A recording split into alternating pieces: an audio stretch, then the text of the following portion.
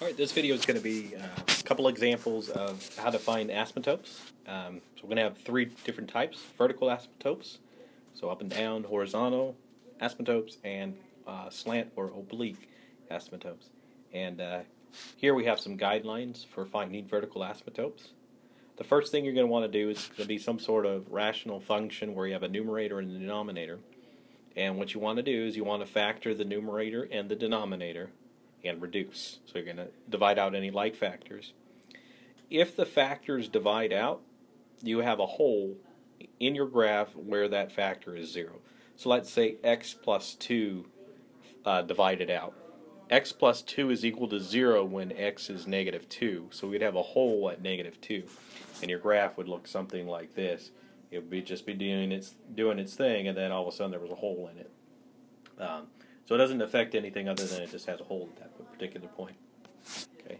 After you've factored and reduced, where the denominator is equal to 0 is where you're going to have a vertical asymptote. So first thing, factor and reduce, then set the denominator equal to 0, and that's going to tell you where your vertical asymptotes are. Okay, now we'll look at horizontal asymptotes. And a rational function is going to have the form of f of x equals a times x to the n plus blah blah blah, a bunch of other stuff, divided by bx to the n plus blah blah blah, a bunch of other stuff. The ax to the m and bx to the m, they're going to be the largest powers of x. So they're going to be the largest powers of x, and that's what we're going to compare for horizontal asymptotes. So the three cases are m is larger than n, so that means the exponent on the top is larger than the one on the bottom. You're not going to have a horizontal asymptote. An example is y equals x cubed over x plus 2. The top exponent is 3, the biggest, and the bottom exponent, the largest one on the bottom, is 1. So that's not going to have a horizontal asymptote, and part of the reason, or the reason why, is the x cubed is going to grow a lot faster than just the x, so it's going to explode off into both positive and a negative infinity. So it's going to be unbounded at those as you go off to plus and minus infinity. If m is equal to n, you have a tie. Then you're going to have a horizontal asymptote of a over b. So whatever the coefficients on the tied x's are. So an example would be y equals 3x plus 7 over 2x plus 5. That's going to have a horizontal asymptote. Let me make sure this is included in the correct spot here. So this is going to have a horizontal asymptote at 3 over 2 because the exponents are 1 and 1, so we have a tie. So we're going to have a horizontal asymptote at 3 halves. Okay. The last case is when m is less than n, so that means the bottom's larger. So then you're going to have a horizontal asymptote of y equals 0. An example would be this: y equals x squared minus 1 all over x to the 5th plus 6. This has a horizontal asymptote of y equals 0. And this 5 exponent is going to grow a lot faster than the x squared. So what's going to happen is we start plugging in large numbers. X squared, when we plug in a large number, is going to be large. But when we plug in a large number next to the 5th, that's going to be a lot larger. So we're going to have a kind of big number divided by a huge number, and that's going to be real small. It's going to get close to 0. So those are your three cases for a horizontal asymptote. If the top's larger, you don't have one.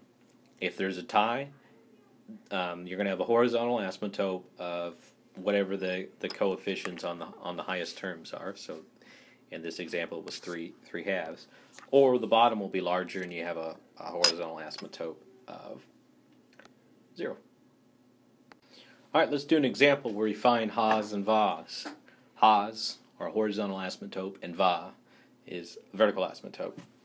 So we're given this function 2x plus 5 over x minus 4.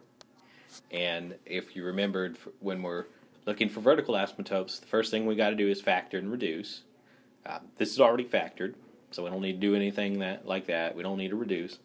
And then we set the denominator equal to 0, and that's going to be where our vertical asymptote is. So our denominator is x minus 4.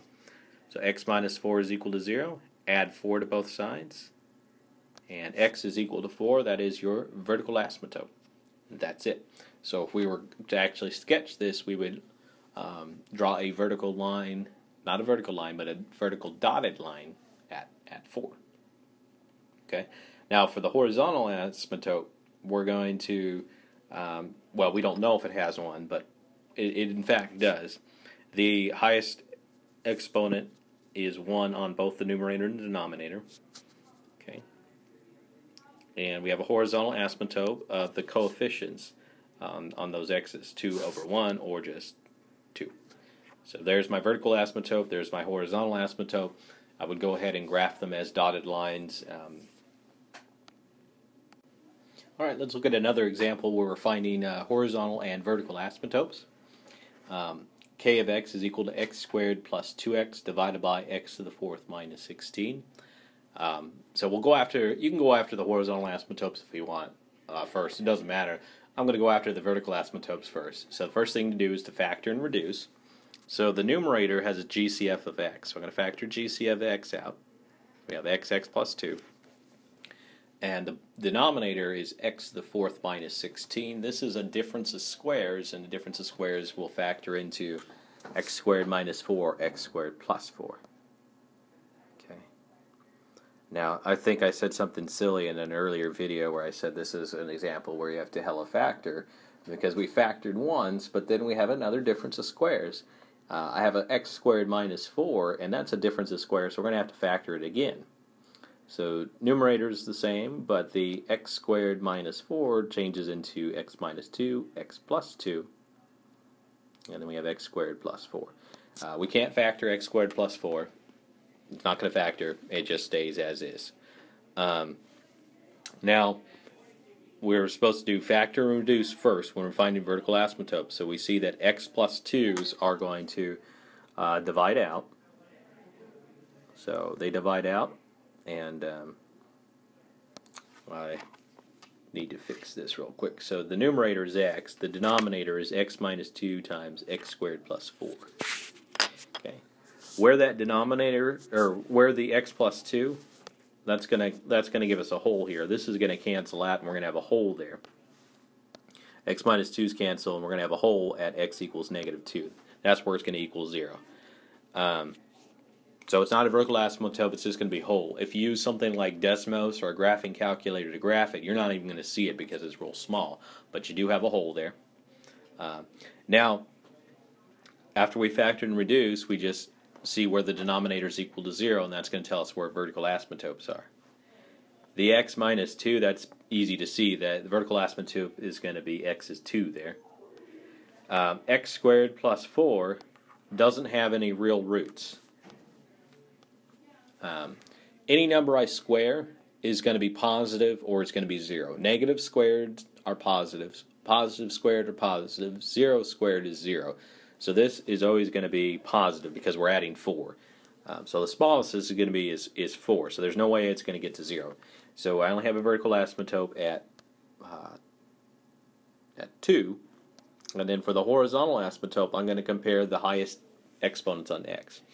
We have an x squared and an x to the 4th. So the bottom is larger. If the bottom was larger, then we were going to have a horizontal asymptote at y equals 0. Alright, I'm going to just briefly cover this h of x function.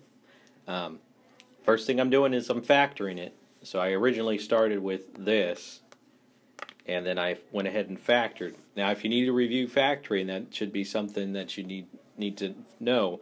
You need to be able to factor quickly.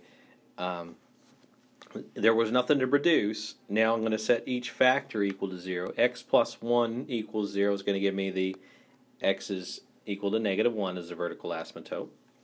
2x plus 3 equals to 0. I'd subtract 3 and then divide by 2, and that would give me this vertical asymptote. For the horizontal asymptote, if we have one, we're going to compare the highest exponents, which are both 2's, and then the coefficient.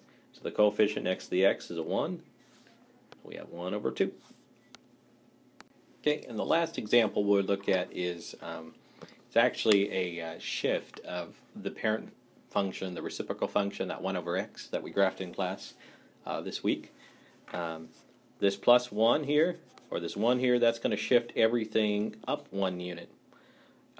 We had a horizontal asymptote of y equals 0, and because of this plus 1, that's shifting everything up 1, so we're going to shift the y equals 0, we're going to shift it up 1. So this is our horizontal asymptote, y equals 1.